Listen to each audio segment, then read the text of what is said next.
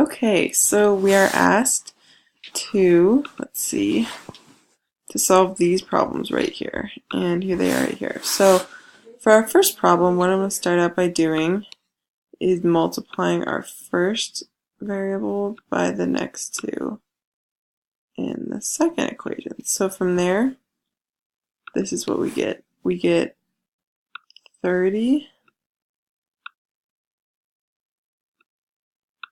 x to the second, and then we get whoops,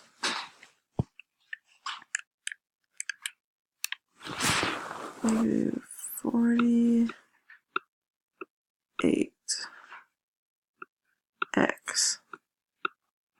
And then we're going to multiply our second variable by the next two set of variables, and that gives us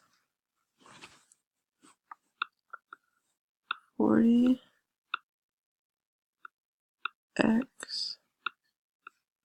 minus 64. Now we realize that these two both have x's, so we can combine those, and then our final answer will be 30x to the second minus 8x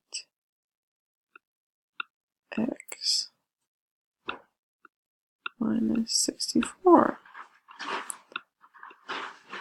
And that is our answer for the first question. Okay, now for our second one, we're just going to be doing the exact same thing. So we have our first variable, and we're multiplying it by the, second set of numbers. So we get 16a to the second